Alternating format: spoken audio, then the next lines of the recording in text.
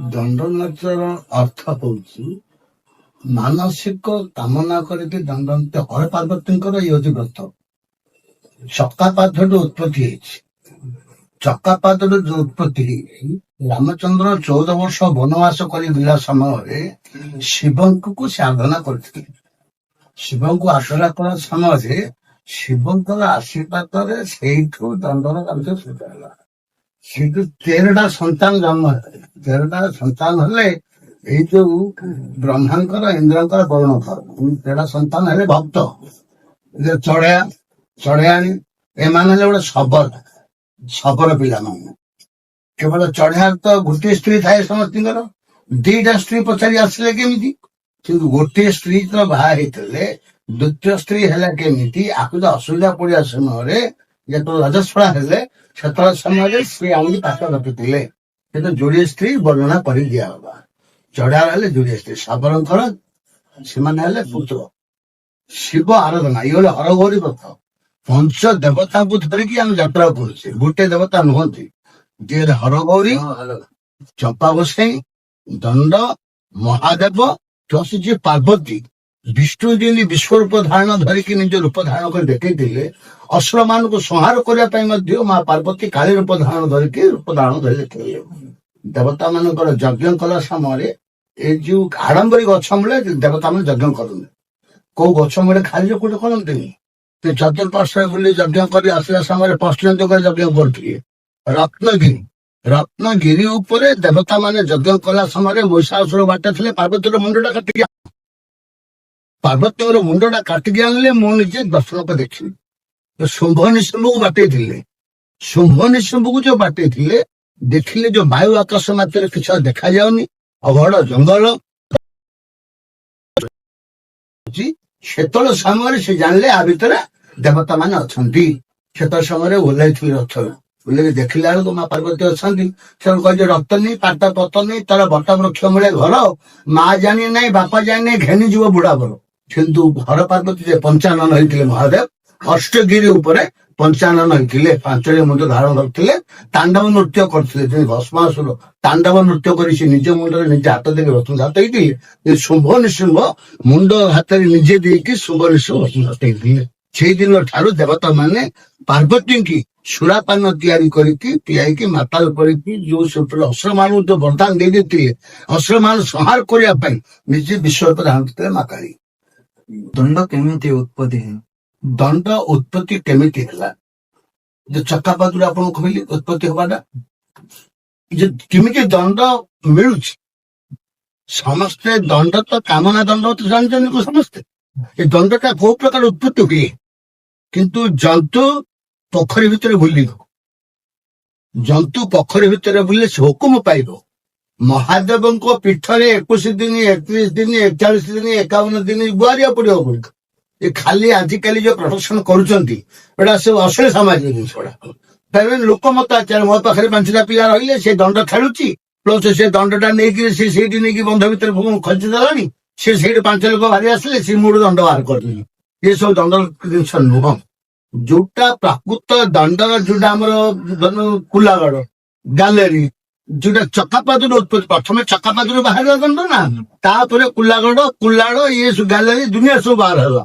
ତା ପରନେଇ ଜିନିଷ ଯୋଉମାନେ ଦୀକ୍ଷା କରିବାକୁ ଚାହୁଁଛନ୍ତି, ନ୍ୟାସ ମାନେ ଯୋଉମାନେ ଆଧ୍ୟାତ୍ମିକ, ଯୋଉମାନେ ଅନ୍ନ ଛାଡିବାକୁ ପଡିବ। ବର୍ଷଟି ପର୍ଯ୍ୟନ୍ତ ଅନ୍ନ ଛାଡିବା। ଆଉ ଦୀକ୍ଷା ନେଲେ ବର୍ଷ ଅନ୍ନ ଛାଡିବାର ଅଛି। ଅନ୍ନ ଛାଡିକି ବର୍ଷ ଦୀକ୍ଷା ନେଲେ ସେ ମାଙ୍କୁ ନିଶ୍ଚୟ ସେ ପାଇପାରିବ। କିନ୍ତୁ ହର ପାର୍ବତୀଙ୍କର ଅନୁସାରେ ସେ ଗୁହାରିବାକୁ ପଡିବ। ତା ମୁଖ କେହି ଦେଖିବେନି, ସେ ଜଳସ୍ପର୍ଶ କରିବେନି। କେବଳ ସିଏ ନିଜେ ନିଘାଟ ଜଙ୍ଗଲ ଭିତରେ ରହିବ। ତାପରେ ତାଙ୍କୁ ହୁକୁମ ହେବେ ଯେ ମୁଁ ଅମକ ଜାଗାରେ ଅଛି, ମତେ ତୁ ଧର। ସେଇଠୁ ସିଏ ତାକୁ ଧରିବ। ଧରିଲା ସମୟରେ ସେ ଜନ୍ତୁ ଯୋଉ ଥିବେ, ସେ ତାକୁ ଛୁଟ ପକେଇଥିବ। ଆମର ଆଜି ପର୍ଯ୍ୟନ୍ତ ଛୁଟ ରହିଛି। ସେ ଛୁଟ ପକେଇବ। ଛୁଟ ପକେଇଲା ମାନେ ତାକୁ ଭିଡି ଧରିବେ। ତାର ମୁଣ୍ଡ ପଟରୁ ସେ ତମ୍ବା ଆକାରରେ ପାଲଟି ହେଇଯିବ। ତାପରେ ପୁରା ଜନ୍ତୁ ମହାଦେବ ହେବେ। ତାକୁ ନେଇକି ମହାଦେବ ମନ୍ଦିରରେ ବାହାର କରି ଛାଡିବେ। ପାର୍ବତୀ ବାହାରିବେ। ଏଇଟା କେତେ ବର୍ଷ ହେଲା ଷ୍ଟାର୍ଟ? ଏଇଟା ପୂର୍ବ ପୁରୁଷରୁ ପ୍ରାୟ ମାନେ ଆମ ଗୋଷ୍ଠୀ ବାପା ଅମଳରୁ ଆମେ ଜାଣିବା କଥା। ମତେ 63 ବର୍ଷ ହେଲା। ମୋର ଯାହା ଅନୁଭୂତି, ମତେ 10 ବର୍ଷ ହେଇଥିଲା ମୁଁ ଆ ଭିତରେ ଅନୁଭୂତି କରିଛି। ପାଣିର ପେଣ୍ଠରେ 13 ବର୍ଷ, ପାତାଳ ସ୍ତରରେ 21 ବର୍ଷ, ସାରୁ ଯାଇ ବର୍ଷଟି ବାହାର କରିଥିଲି, ସାଢେ ସ୍ତରରେ ରହିଲି 10 ବର୍ଷ, ଏଇଟା ଆସିକି 9 ବର୍ଷ। ଏଇ ଯୋଉ 9 ବର୍ଷ 10 ବର୍ଷ ଭିତରେ ଏଇ ଯୋଉ ମା ମିଳିଥିଲେ, ଏ ମାଙ୍କୁ ସେ ଜାଗାରୁ ଆଣିକି ଉତ୍ପତ୍ତି ସ୍ଥାପନା କରିଲେ। କଲା ମତ ଯୌତୁ ଆସି ପ୍ରବେଶ ହେଲେ, ଫଟୋ କ୍ୟାମେରା ଭିଡିଓ ସବୁ କରାଇ ଛଡା ହେଇଛି। ଖାଲି ସେମିତି କୋଉ ପୋଖରୀରୁ ଖୋଜିଦବା, ଆଣ୍ଠିଏ ଗାତରେ ପଶିଯିବା, ସେଠୁ ବାହାର କରିଦବା, ଏମିତି ଜିନିଷ ନୁହଁ। ନ୍ୟାଚୁରାଲ ସତତ ଜିନିଷ। ଦଣ୍ଡ ନାଚ କାହିଁକି କରାଯାଏ? ତାମାନେ ମାନସିକ ମନୁଷ୍ୟର କିଛି ଦୃଢ ଶକ୍ତି ଥାଏ। ଶୀଘ୍ର ଦୃଢ ଶକ୍ତି କରି ମୋର ପୁଅଟି ହେଲେ ମୁଁ ଟିକେ ମା ମୋ ଦ୍ୱାରା ଶିଖାଇଲି। ସେ ମୋ ପିଲାଟା ଜଇଲକୁ ପଳେଇଛି, ସେ ମା ମୋ ପିଲାଟା କେମିତି ବାହାରିଲେ ତା ପାଖରେ ନେଇ 13 ଦିନ ଗଡେଇଲି। କିଛି ମାନସିକ ମନର ଆତ୍ମସମର୍ପଣ ଥିଲେ ଏ ମାଙ୍କୁ ବିଶ୍ୱାସ କରି ଦଣ୍ଡ କାମନା ଦଣ୍ଡ ନୃତ୍ୟ କରାଯାଏ। ବହୁତ ଦିନ ମାନେ ଆମେ ଜାଣିବା ଭିତରେ 200 ବର୍ଷ 300 ବର୍ଷ ପୂର୍ବର କଥା। ଏବେ ଯୋଉ ପରିବେଶ ଚାଲିଛି ତାର ସେ ତ ଗୋଟେ ଉତ୍ପତ୍ତି ହେଇକି ଯାଉଛି, ଚାଲିଛି ନା। ଏଗୁଡା ବନ୍ଦ ଏତିକି କରୁନାହାନ୍ତି, ଏଗୁଡା ବନ୍ଦ କରିବା କଥା। ବର୍ତ୍ତମାନ ଏବେ ଯୋଉ ଦଣ୍ଡର ବିଷୟ ନେଇକି ଦୁନିଆ ଯୋଉ ପ୍ରକୋଷ୍ଠ ବି ଚାଲିଛି, ଲୋକ ଅଶ୍ଳୀଳ ସମାଜ ଜିନିଷ ମାନୁନାହାନ୍ତି ନା। ଦଣ୍ଡ ମାନେ ଯୋଉ 2 ପହରେ ତଳେ ଗଡିବେ, ଥୁଳିଆ ଦଣ୍ଡ କରିବେ, ନିଶା ଅଧରାତ୍ର ସମୟରେ ଅନାହାର କରିଥିବ, ସେ ସମୟ ଢୋଲ ବାଜା ବାଜିନି ବାଜିବ, କିଛି ଶବ୍ଦ ଶୁଭିବନି, ସେମାନେ ଅନାହାର କରିବେ। ସେ ତ ଗୁଡି ବାଜିଗଲା କିମ୍ବା ଧାନ ବାଜିଗଲା କଣ ଖାଇବେନି, ଆଉ ଛାଡିଦେବେ। ସେଇ ଭକ୍ତଙ୍କୁ ନିଜେ ଆମେ ସକାଳୁ ଖାଇସାରିଲୁନି, ତୁ ଲାଗିଗଲା, ତାକୁ ଆମେ କିଛି ଏପଟ ସେପଟ କଥା କହିବାକୁ ପାବନି। କାହିଁକି? ତା ଜୀବନ ଛାଡିଛି, ବାପା ଛାଡିଲା, ମା ଛାଡିଲା, ଦୁନିଆ ଛାଡି ଆମ ପାଖରେ ପ୍ରବେଶ ହେଲା।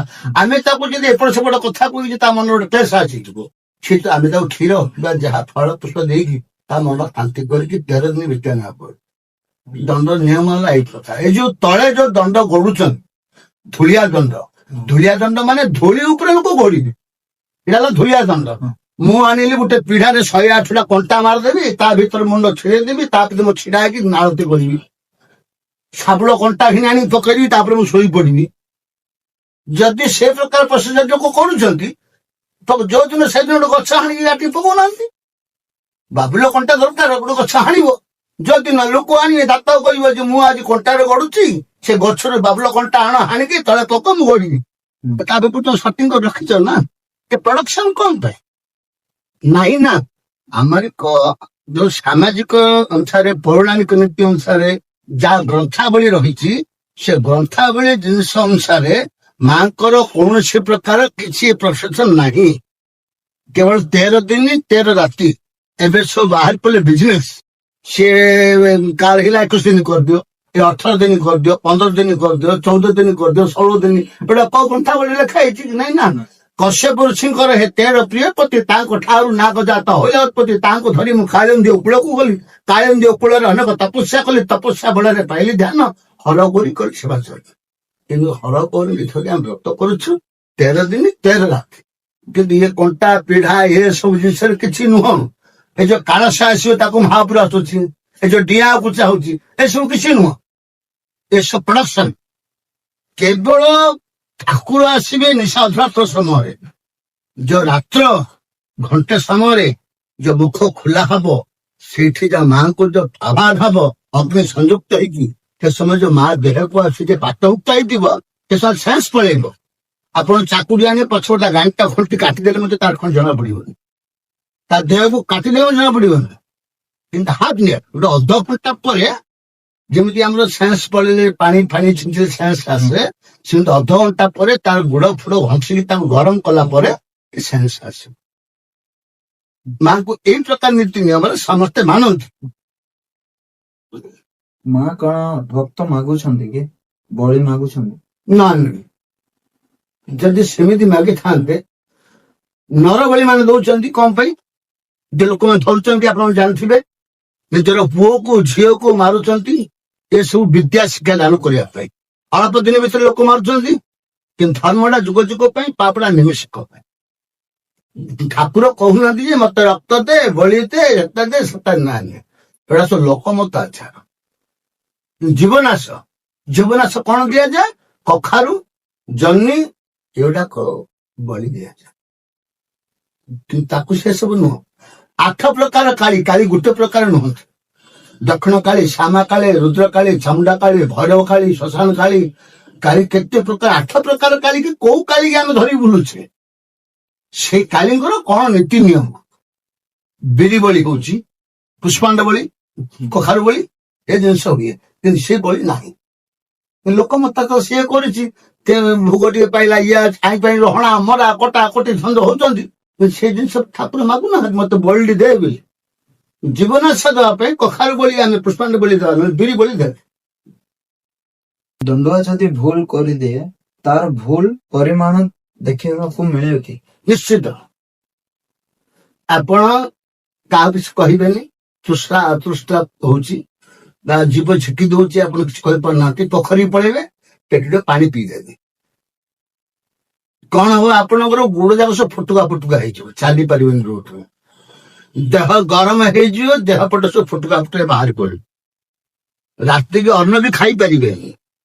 ଆଉ ସନ୍ଧ୍ୟା ସମୟରେ ଆଳତି ସମୟରେ ଆପଣ ସେଟା ନେଚୁରାଲ ଜଣା ପଡିବେ ଯେ ଇଏ ପୁଡିଆ ଖାଉଛି, ଇଏ ସିଗାରେଟ ଖାଉଛି, ଇଏ ଗଞ୍ଜେଇ ଖାଉଛି, ଇଏ ତଳେ ସେ ପଣା ପିଇଛି, ଏଠି କାକୁଡି ଖାଇଛି, ଏ ସାଙ୍ଗରେ ସେ ବୁଲିଛି, ସେ ମାଇ ପିଲାଟା ସେ ଚାହୁଁଥିଲା, ଏ ସବୁ ଜିନିଷ ଧରା ପଡିବ ଆଜ୍ଞା। ସେ କିଏ କୋଉଠି ଜିନିଷ ଆର ପ୍ରତ୍ୟକ୍ଷ ବଡ କଷ୍ଟ, ଆଉ ସବୁ ଦୀକ୍ଷା ଅଲଗା ନା, ଆ ଦୀକ୍ଷାଟା ବହୁତ କଠିନ କଷ୍ଟ।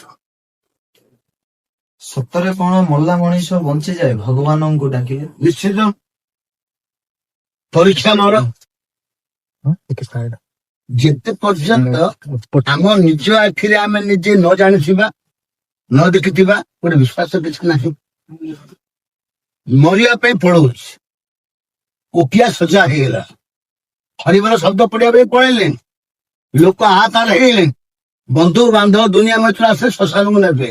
କେତେବେଳେ ସମୟରେ ସ୍ତ୍ରୀ ତାର ଅନ୍ତର ମା କିମ୍ବା ତାର ବନ୍ଧୁ କି ଜଣ ଥିବେ, ସିଏ ଖାଲି ସେ ଡାକିବ, ହେ ମା ଦୟାମୟୀ, ଯଦି ମୋ ପିଲାକୁ ବଞ୍ଚେଇଛୁ, ମୋ ପିଲା ଏତେ ବର୍ଷରେ ପଳଉଛି, ଧରିନି ବୟସ ଥିବ 20 ବର୍ଷ ହେଇଗଲା, ପିଲାଟେ ପଳେଇ ଯାଉଛି ଅକସ୍ମାତ, କିଛି ହେଇନି, ଭଲ ବର୍ଷା ପଳଉଛି, ତାକୁ ଯେ ଡାକି ଜିନିଷ କଲେ ସେ ବଞ୍ଚି ଯାଉ, ତାକୁ ସେଇଟା ତ ମାଙ୍କ ବିଶ୍ୱାସ ବୋଲି ମାନୁଛନ୍ତି ବଞ୍ଚେଇ ପାରେ। ଦେହ ନିଜେ ପୋଡି ଜଳି ଯାଇଥିବ, ତେଣୁ ବିଚକ୍ଷଣ ବା କିଛି ନଥିବ, ମେଡିକାଲ ଛାଡି ଦେଇଥିବେ ଆପଣଙ୍କୁ ଫେଲ, ଆଉ କିଛି ହବନି ଏଇଥିରେ, ତାକୁ ଡାକିଲେ 3 ଦିନ ଭିତରେ ସେ ଭଲ କରି ଛିଡା କରିବ। ମୋ ପରୀକ୍ଷା ବଳ ନିଜେ ଯାହା, କାହିଁକି ଗୋଟେ ମେରୁ ସଂକ୍ରାନ୍ତିରେ ଏମିତି ଗୋଟେ ହେଇଥିଲା, ସାଙ୍ଗେ ସାଙ୍ଗେ ମୋ ସ୍ପଟ ମୋ ଘର ପାଖରେ ନିଜେ ମୁଁ ଛିଡା ହେଇଛି, ମୋ ଆଗରେ ମୋ ମିସେସ୍ ଜଳୁଛି, ମୋ ଆଖି ଆଇ ସାଇଡ ମୁଁ ଦେଖୁଛି, ହେଲେ କିନ୍ତୁ ମେରୁ କରୁଛି, ଆସିକିରି ବିଳଣ୍ଡ କରୁଛି, ସବୁ କରି ଯାଇଛି। 3 ଦିନ ପରେ ମୋ ମିସେସ୍ ଅଟକେଇକି ମୁଁ ତାକୁ ଜଣେଇଛି, ମା ଦେବାଦିତ୍ୟଂ ଦେବରୂପଣ ପ୍ରବୃତ୍ତଂ ସର୍ବ ପାପ ବିରାଜିତଂ ହର୍ଷ ଦେବୀ ନାମ ସ୍ତୁତେ ଭଗବତୀ ତ୍ରିପୁରଂ ଲହ ଲହ ଚିଭ୍ୟା ରକ୍ତାନି ରକ୍ତ ରୂପଣ ପ୍ରସଳତଂ ଇତ୍ୟାଦି ତିମି ମୋ ମାତା କାଶ୍ୟ ବିରାଜନଂ ତୁମ ସର୍ବ ମନ ମା ତୋ ବିନା ସଂସାର କିଛି ନାହିଁ। ଯଦି ପ୍ରକୃତ ରଖିବାକୁ ଅଛୁ ରଖିଲୁ, ଯଦି ନାହିଁ ତୁ ତୁଚ୍ଛା ଫଟୋ କରିକି ଆମେ ବନ୍ଧରେ ଫିଙ୍ଗିବେ, ଦୃଢ ଶକ୍ତି ମୁଁ କରିଥିଲି। କିନ୍ତୁ 3 ଦିନ ଭିତରେ ସିଏ ଆଣିକି ମୋ ଜିନିଷକୁ ମତେ ଛିଡା କଲା, ତା ମାନିବି ନା ନାଇଁ? ପ୍ରକୃତ ନିଶ୍ଚୟ ଅଛନ୍ତି जो विज्ञान अनुसार दंड नाचको आकु ताको बहुत डिफरेंस कौन विज्ञान जुगरे ये सब इंजीनियर पाठ ये सब जिन अलग रहा, दैवी शक्ति रहा अलग, दैवी शक्ति की विज्ञान जुग को डिफिकल्ट जादू बाहर आप देखुवे सांगे सांगे गोटे जादू करदेव आपण आगे नेलटा धरा पड़ेब, ए हाथ पैसा ए हाथ पड़ाऊ, सुताड़ी गुंचो अंडा 3टा घुसड़ी जाऊ, जादू बहुत प्रकार जादू रही। आमर साउथ बाबा बाहर सी बाबा मानू नहीं कि मत मु गोटे बाबा नुह, कि मत लोक सब पिला सब बाबा डाकुंट कि दीक्षा नहीं नाथ नाथ दीक्षा न सत्य बाबा है रही से जो प्रोडक्शन कर जिनस कर सत्य आज